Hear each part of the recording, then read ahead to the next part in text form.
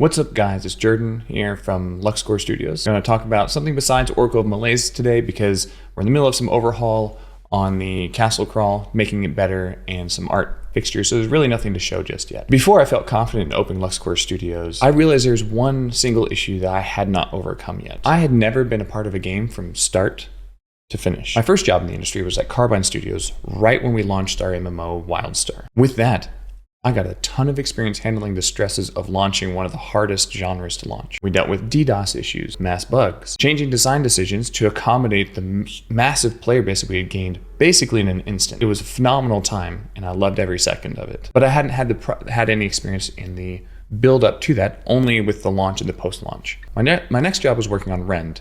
I wasn't there at the very beginning, but I was there, first employee. I started 3 or 4 months after they had started development, and basically got to work on like this early development startup kind of genre vibe. Even though I worked a ton of hours on Rend, I still look back on that project extremely fondly. There's something exciting about that whole process of taking something early and bringing it to a certain point. I had to leave that project before we released, but at least I had now experienced early development, post-launch development, and live service.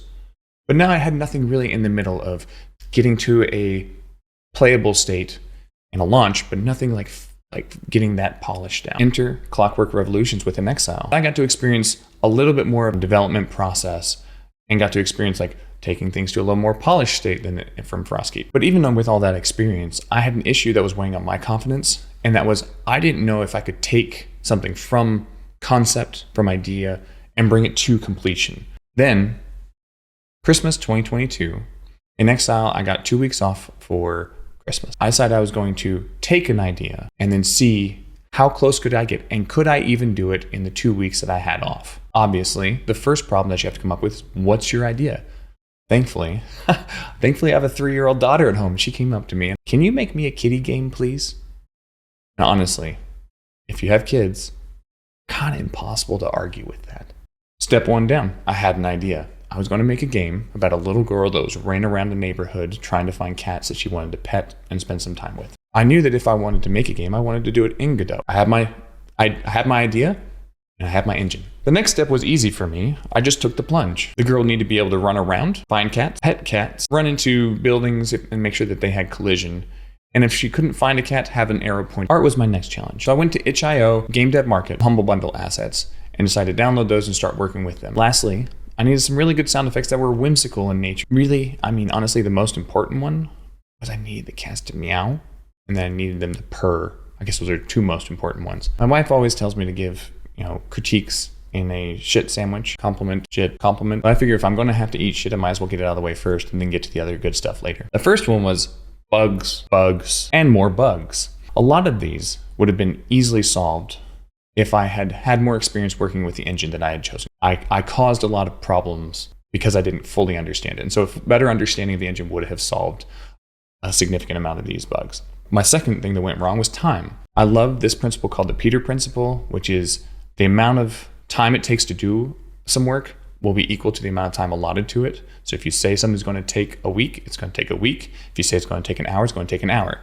I really like pushing myself, but I could clearly see at the end of it that there were a couple of things that if I'd spent more time working on them and fixing them up and polishing, that I wouldn't have had the same problems. A good example of that was when I was trying to spawn the cats in random spots in the neighborhood, and I'd drawn collision and stuff like that. So instead of putting a navigation server down, I decided to put a whole bunch of rectangles and said, these are spawn areas for the cat. Kind of worked, caused some major issues because I was under duress. It's a fine balance, I think, of putting yourself under stress in order to get something done and giving yourself enough time so that you can solve those issues before you start developing on them. I'm trying to stretch the get things done muscle. It's more important that you get a product out the door, in my mind, than making sure that product is perfect. But I understand that there were issues that were caused by me trying to get this project out the door. Issue number 3, I chose an engine that I was unfamiliar with. I had spent at that point 5 to 6 years in Unreal Engine 4 and 5. And if I had chosen to do Unreal Engine 4 and 5, I would have not hit some of the problems that I ran into in trying to learn a new engine. This is a little disingenuous because I specifically chose Godot to do this in because I wanted to learn Godot. I do also understand that I caused problems that would have been alleviated choosing Unreal Engine just because I was familiar with it, not because any one is better for this project than the other. The fourth problem that I ran into that still irritates me to this day is that I decided to upload the game onto itch.io so that you could play in your browser. What I didn't realize was that it wasn't going to work in OS X. The build that I did didn't work in the browser in OS X. And the only people that I was sending this game to were my family, who all ran OS X. And so I basically got nobody to play it. And it was so disheartening because I had spent 2 weeks working on this project and ran into where it's like I wasn't even making it for the proper platform. The last problem isn't a huge problem, but I do think it's important for me to discuss because it was something that was on my mind when I decided to start my own studio. And that's the art styles were different from each other because I used someone else's art. My girl character is kind of pixel art. It's not super blocky, but it is noticeable, especially when you put her next to the cats who are in a hand-drawn vector graphics sprite sheet. And so it looks a little jarring to me.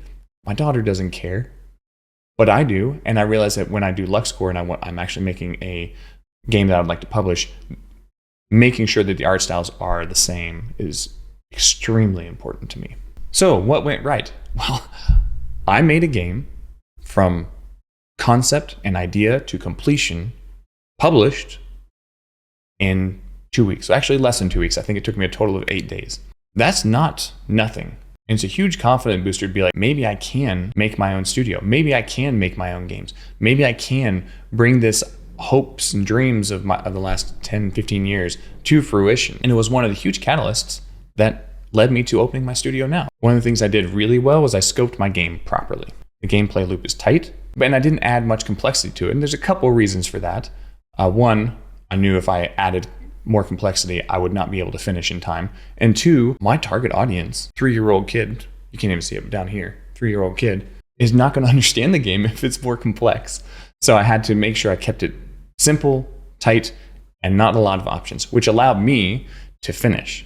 One thing I did extremely right was I know my target audience, and the joy that you got to see in her face when she saw a kiddie game, something that she requested me to make on the computer, was worth everything. Things I learned, and then why I'm glad I did it, I gained a ton of knowledge about Godot. I still used things that I learned during that time in Oracle of Malaise today. Second thing I learned was that I could do this. I've been worried for years that I wasn't good enough to do this, that I was incompetent. I just knew there was gaps in my knowledge that I had no idea how to take some from 0 to 1. Being able to complete a project, albeit a small one, from idea to publish, thing that not a lot of people do. And me just doing it is a huge confidence booster. The last thing I learned was that I needed to do this. Something inside me was saying, go make another game. You're not going to be content. So you have to start your own studio and go make a game. And that's huge. Thank you all for watching. The February build of Oracle of Malaise will be up in about a week. The 29th is what I'm shooting for. If you're interested in playing the build or helping out or providing any feedback, please join the Discord. Link will be in the description or in the comments. I don't know which. YouTube may let me. I don't know exactly anymore. YouTube's weird. Peace.